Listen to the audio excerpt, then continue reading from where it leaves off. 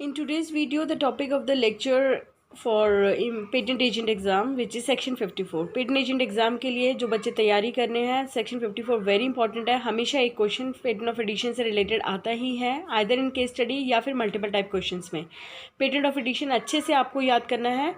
Patent of addition होता क्या है? Patent of addition is related to improvement और modification of the parent application. जो आपने first main application patent office में फाइल की है, उसका अगर आपने कोई इम्प्रूवमेंट या मॉडिफिकेशन किए हैं, then you file a patent of addition.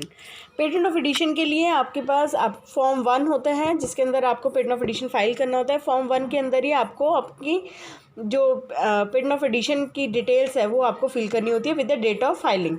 Date of filing भी उसके अंदर डालना होता है. उसमें एक कॉलम होता है जिसमें आपको डेट ऑफ फाइलिंग और पेटेंट ऑफ एडिशन जो एप्लीकेशन नंबर है वो आपको फिल करना होता है.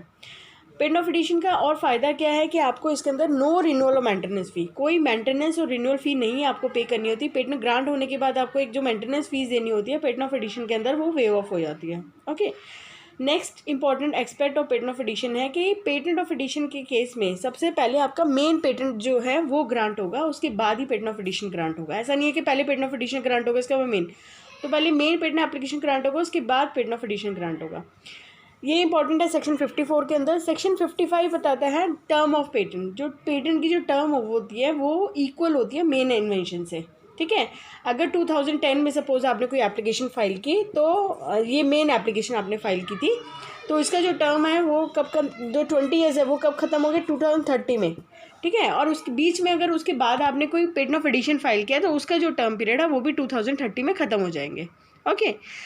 सेक्शन 56 आपको बताता है validity of patent. Validity of patent का मतलब है कि कोई भी पेटेंट ऑफ एडिशन, कभी भी पेटेंट ऑफ एडिशन चैलेंज नहीं किया जाएगा on the basis of their novelty, inventive step, या रिवोक नहीं होगा. बिकॉज आप वो पेटेंट इसलिए फाइल नहीं कर रहे हैं कि उसके अंदर नोवेल्टी इन्वेंटिव स्टेप है. हम वो पेटेंट इसलिए फाइल कर रहे हैं क्योंकि हमने उसके अंदर मॉडिफिकेशन और इम्प्रूवमेंट किया मेन एप्लीकेशन से. So that is section 56. So this is all about section 54, which is related to patent of edition, important and modification for the patent application. No renewal fee you have to pay in the patent of edition. Form 1 के अंदर आपको details fill करनी होती है.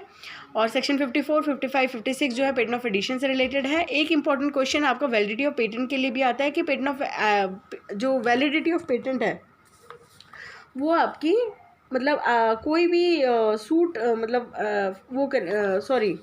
कोई भी validity of patent को challenge नहीं करेगा. ठीक है.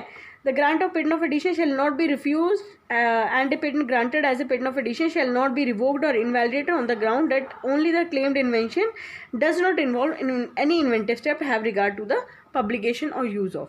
Okay. So the term of patent of edition I have already told, it is related to the patent of edition shall be granted for equal term of the patent of the main invention. सो जब तक अगर पहला patent आपका force में नहीं है या पहला पेटेंट आपका मेन इन्वेंशन एक्सपायर्ड हो गया तो आपका सेकंड पेटेंट भी एक्सपायर्ड हो जाएगा. एक सबसे इंपॉर्टेंट एस्पेक्ट इस पेटेंट ऑफ एडिशन के अंदर है कि अगर आपका जो मेन इन्वेंशन है, ठीक है, अगर आपका मेन इन्वेंशन रिवोक हो जाता है, okay, patentee if so requests by an order revoke the patent for an improvement or modification, grant the patentee a patent of edition respect thereof bearing the same date as the date of patent so revoked. आप क्या कर सकते हैं? अगर आपका patent main patent revoke हो गया तो आप अपने जो पेटेंट ऑफ एडिशन है उसको आप इंडिपेंडेंट पेटेंट बना सकते हैं. आप उसको इंडिपेंडेंट पेटेंट में कन्वर्ट कर सकते हैं. अब इंडिपेंडेंट पेटेंट में जब वो कन्वर्ट होगा देन यू हैव टू पे the renewal fee. Okay, so this is the condition. So today I will tell you all the important aspect of patent of edition which is related to section 54. In my next class I will tell you about divisional application, how patent of edition is different from divisional application. So for today class it is completed, and if you have any query you can subscribe my channel. Please don't forget to subscribe my channel. Okay.